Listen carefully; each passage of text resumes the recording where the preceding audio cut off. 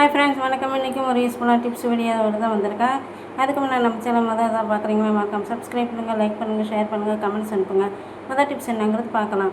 ஜிங்கில் நம்ம கசடு உள்ள தண்ணியை ஊற்றினோன்னா அது அந்த ஓட்டையில் போய் அடைச்சிக்கும்.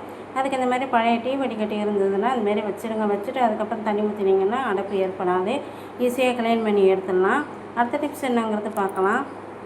நான்வெஜ் பொருளெல்லாம் க்ளீன் பண்ணுறதுக்கு முன்னாடியே லெமன் ஜூஸை இந்த மாதிரி ஒரு பாட்டிலில் ஊற்றி நல்லா ப்ரெஸ் பண்ணி ஊற வச்சுட்டு அதுக்கப்புறம் நீங்கள் க்ளீன் பண்ணிங்கன்னா அந்த நான்வெஜ் ஸ்மெல் அடிக்காது. கிச்சனில் கபோர்டை நம்ம அடிக்கடி திறந்து யூஸ் பண்ணும்போது அதில் நம்ம கையில் இருக்கிற அழுக்கு அதிகமாக படியும் பாருங்கள், எண்ணெய் கரையாக இருக்குது, பிசு பிசுப்பாக இருக்குது. இதை க்ளீன் பண்ணி காட்டுறேன் பாருங்கள். தலைக்கு யூஸ் பண்ணுற ஷாம்பு கொஞ்சோண்டு தண்ணியில் கரைச்சிட்டு இது மாதிரி ஸ்க்ரப்பர் வச்சு சுத்தம் பண்ணிங்கன்னா அந்த எண்ணெய் பிசு பிசுப்பெல்லாம் இருக்காது. அடுத்த டிப்ஸ் என்னங்கிறது பார்க்கலாம். கபோர்டு கண்ணாடியும் பளிச்சுன்னு ஆக்கலாமாங்க. காலின் எடுத்துக்கோங்க. காலினை நல்லா ப்ரெஸ் பண்ணி அடிச்சுட்டு கொஞ்சம் ஊற வச்சுட்டு அதுக்கப்புறம் க்ளீன் பண்ணிங்கன்னா இந்த கபோர்டு கண்ணாடியெல்லாம் பளிச்சுன்னு இருக்கும். வாரம் நீங்கள் ஒரு தடவையாவது இது காலின் அடித்து சுத்தம் பண்ணிங்கன்னா கண்ணாடி பளிச்சுன்னு இருக்கும்.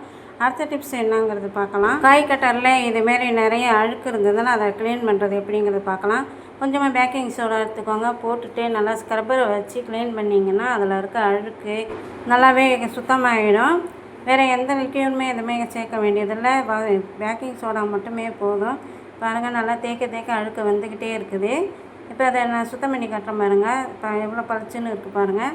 இது மாதிரி நீங்களும் ட்ரை பண்ணி பார்த்துட்டு எப்படி இருந்து கமெண்ட்ஸில் சொல்லுங்கள். இதே மாதிரி பிளாஸ்டிக் பாக்ஸோட மூடி மட்டும் தனியாக இருந்ததுன்னா அதை எப்படி யூஸ் பண்ணுறதுங்கிறத பார்க்கலாம். இந்த பாக்ஸை கிச்சனில் வச்சுக்கோங்க. வச்சுட்டு ஏதாவது மளிகை சாமான் பொருள் என்ன வைக்கணுமோ இதில் நீங்கள் வச்சிங்கன்னா அழகாக இருக்கும். டக்குன்னு எடுத்து யூஸ் பண்ணுறதுக்கும் ஈஸியாக இருக்கும். இன்னும் வீடியோவும் டிப்ஸும் உங்களுக்கு பிடிச்சிருந்தா மறக்காமல் சப்ஸ்கிரைப் பண்ணுங்கள், லைக் பண்ணுங்கள், ஷேர் பண்ணுங்கள், கமெண்ட்ஸ் அனுப்புங்க. இன்னொரு வீடியோவில் சந்திக்கலாம். பாய்.